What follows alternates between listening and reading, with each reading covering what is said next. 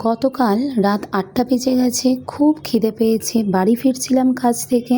তোমাদের দাদা তো আমাকে নিতেই যায় প্রতিদিন, সেটা তো তোমরা জানোই। যখন বাড়ি ফিরছি এতটাই খিদে পেলো যে আমি তোমাদের দাদাকে বললাম, আমাদের বাড়ির সামনেই একটা মেলা বসেছে জামাই ষষ্ঠী উপলক্ষে, তো চলো না ওখানে যাই। তো ওই মেলাতে শুধুমাত্র খেতেই যাব। হেলথ ময়দান বলে একটা জায়গা আছে দমদম ক্যান্টনমেন্টে, ওইটা আমাদের ঠিক বাড়ির পাশেই। তো পাশেই এত বড় মেলাটা যখন বসেছে, একটু ঘুরে যাই আর খাওয়াও হয়ে যাবে। এই বলে আমি তোমাদের দাদাকে জোর করে টেনে একটু মেলা এনেছি।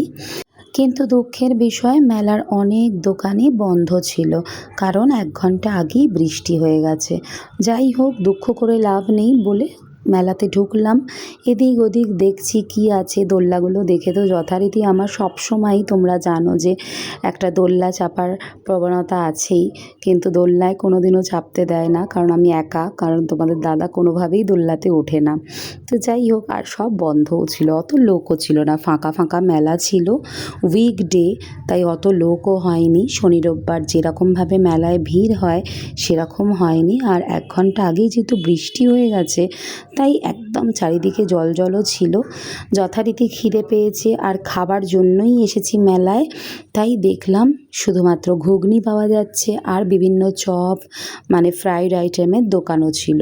তো তোমাদের দাদা বলল যে না চলো ঘুগনি খাই, ফ্রাইড আইটেম কিছু খেতে ইচ্ছা করছে না, ঘুগনি খেলে পেটটাও ভরবে মনটাও ভরবে। আর মেলা মানেই ঘুগনি, সেটা তো তোমরা জানোই যে ঘুগনি প্লাস মেলা ইকুয়াল টু ভালোবাসা। তো যাই হোক, আমরা ঘুগনি নিয়েছিলাম, গরম গরম ঘুগনি, বাইরে ঠান্ডা ঠান্ডা ওয়েদার, বৃষ্টির, দারুণ জমে গেছিলো। ঘুগনিটা মন করে আমরা খেলাম, আর বিশেষ কিছু কেনাকাটা কিচ্ছু করিনি, একটা দুটো জিনিস কিনে বাড়ি চলে এসেছিলাম। তবে মেলা জিনিসটা জানো তো আমার মনের খুব কাছের, ছোট থেকেই। ছোটোবেলায় দাদুর হাত ধরে যখন মেলায় যেতাম, খুব বায়না করতাম দোলনা চাপবো, দোলনা চাপবো, আমাকে টয়েস কিনে দাও, খেলনা চাই আমার, আমি ঘুগনি খাবো, আলু কাবলি খাবো, ভেলপুরি খাবো। এই সব করে করে এত মজা হতো। আর মেলায় যাওয়া মানেই কিন্তু সেই দিন পড়াশোনাটা করতে হবে না, সন্ধে হতে না হতেই মেলায় চলে যেতে হবে। তো এই একটা কনসেপ্ট আমাদের দু বোনের মধ্যেই কিন্তু ছিল। তাই আমাদের বাড়ির একটু কাছাকাছি যে মেলাটা হতো সেটা রাসের মেলা হতো। আর মনে পড়ে যাচ্ছে যে সেই রাসের মেলা যাওয়ার জন্য প্রচণ্ড জেদ করতাম, প্রচণ্ড জেদ করে যাওয়া, ফুচকা, ভেলপুরি, ঘুগনি এইগুলো খাওয়া, বাড়িতে ফেরার পথে জিলিপি কিনে ফেরা। এই সব দিনগুলো সত্যি কোনো দিনও আর ভোলা যায় না। এগুলো সব সময় মনে কিন্তু আমাদের থেকেই যাবে। যাই হোক, এখানে দেখো একটু এসেছিলাম, এই খাস্তা গজা না কি বলে, আমি অতটাও জানি না, এটা তোমাদের দাদা খুব খেতে পছন্দ করে, তাই এইটা নিচ্ছিলাম, একটু জিলিপি নিচ্ছিলাম, আর তার সাথে এদিক ওদিক একটু ঘুরেও নিচ্ছিলাম। আর এখানে দেখো এই দাদা একটা টেস্টও করালো, বলল টেস্ট করে দেখো, যদি ভালো লাগে তাহলে নিও। তাই একটু টেস্টও করলাম।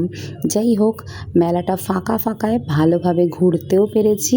হ্যাঁ, অনেক কটা দোকান তো বন্ধ ছিলই, কিন্তু কিছু করার ছিল না, এতটাই খিদে পেয়েছে, খাবার লোভে তো ঢুকেছিলাম মেলা, কিন্তু মেলায় ঢুকে বেশ ভালোই টুকিটাকি কেনাকাটাও করে ফেলেছি। কারণ তোমরা জানোই যে মেয়েরা তো একদম হার দুল, এইসব ঘরের যে বিভিন্ন সাংসারিক জিনিসপত্র, কাপ প্লেট, এইসবের দিকে বেশি চোখ যায় মেয়েদের। আর আমরা মেলায় যাওয়া মানেই মানে কিছু না কিছু কিনেই বাড়ি ঢুকবো, কি বলো? আশা করি তোমরা একমত হবে। এখানে যে কানেরটা দেখলে, এই কানেরটা আমি কিনেছি, আর এখান থেকে একটু হারও নিয়েছিলাম।